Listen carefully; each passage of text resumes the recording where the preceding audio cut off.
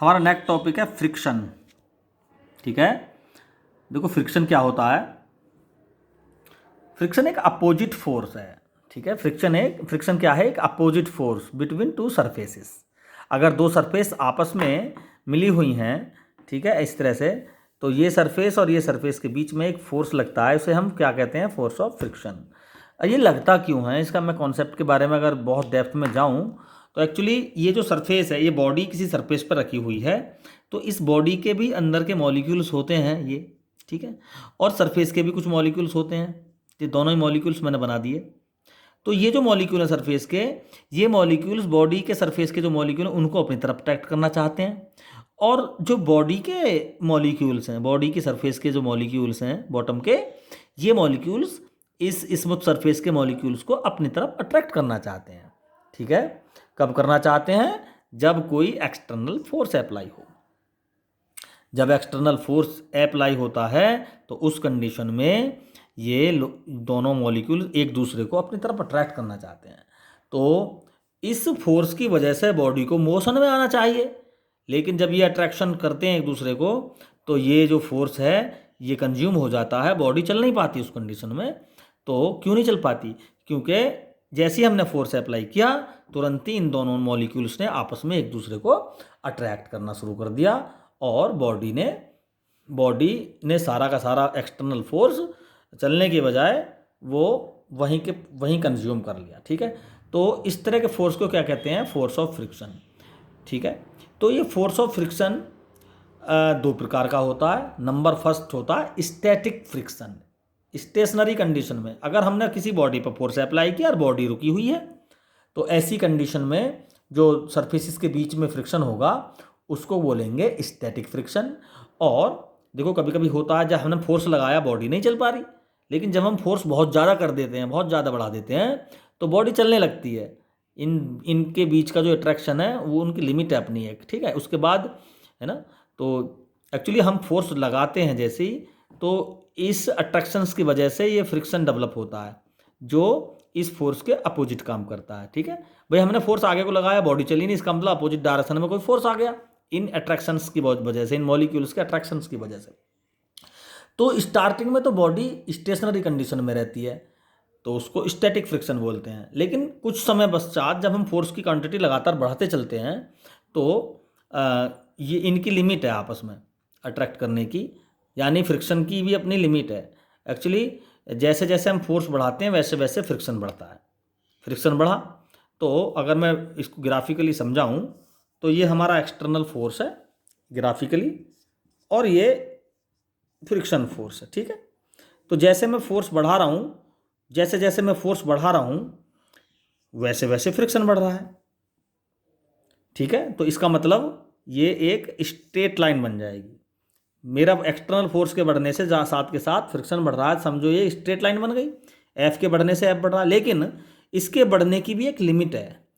हमने एक कंडीशन ऐसी बना दी, देखो इस क्वांटिटी के बाद अगर मैं फोर्स को बढ़ाऊंगा तो ये नहीं बढ़ेगा, फिर ये ग्राफ थोड़ा सा ऐसा हो जाएगा। इसका मतलब ये हुआ कि भैया फ्रिक्शन के बढ़ने की भी, एक्सटर्नल फोर्स के साथ फ्रिक्शन के बढ़ने की एक लिमिट होती है, इसे लिमिटिंग फ्रिक्शन बोलते हैं।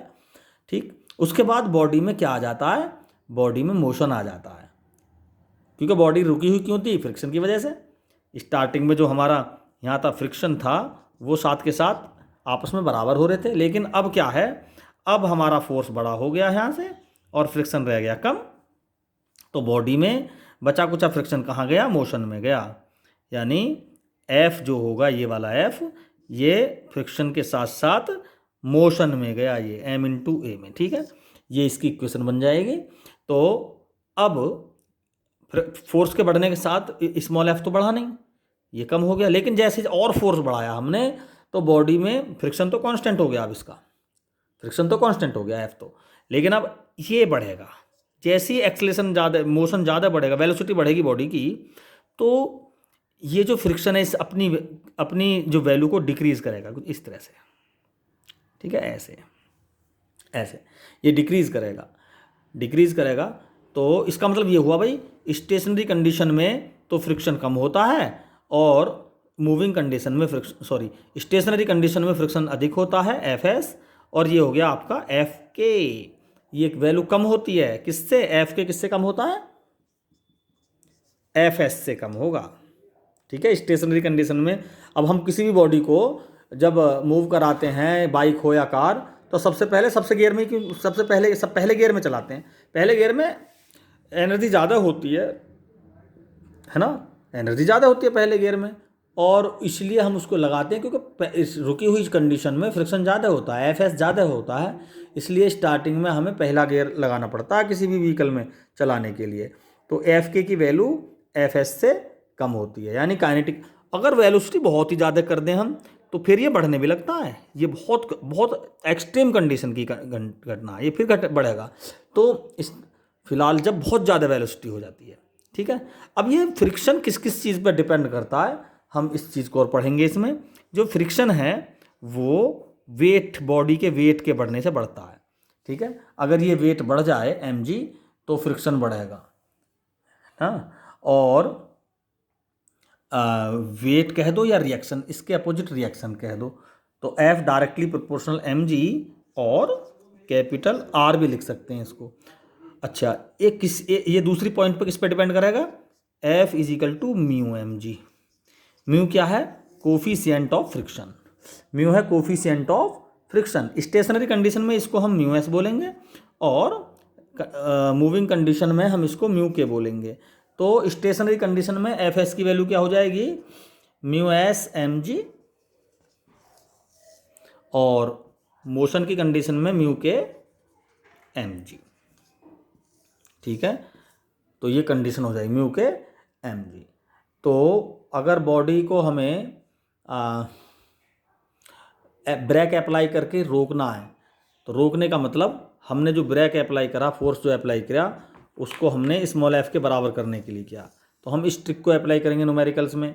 और यदि बॉडी रेस्ट में या मोशन कराना है उसको, तो हमने फोर्स अप्लाई किया, तो हम उसको फोर्स अप्लाई के साथ साथ मोशन एक्सेलरेशन निकालना पड़ेगा वहाँ पर। तो हम फिर इस कंडीशन को अप्लाई करेंगे, क्योंकि फोर्स अप्लाई किया, बॉडी मोशन में आ गई, तो फ्रिक्शन के साथ साथ एम ए। और मूविंग कंडीशन में चलती हुई बॉडी को हमें रोकना है, तो फिर F is equal to F. तो एफ के प्लेस पे तो लिखेंगे हम म्यू एस एम जी, और इसके प्लेस पे लिखेंगे हम एम इंटू ए। अब ए को हमें इक्वेशन ऑफ मोशन अप्लाई करके निकालना होता है, एम से एम कैंसिल हो जाएगा, म्यू एस गिवन होगा, तो हम इसको फाइंड कर सकते हैं, ठीक है। Thank you.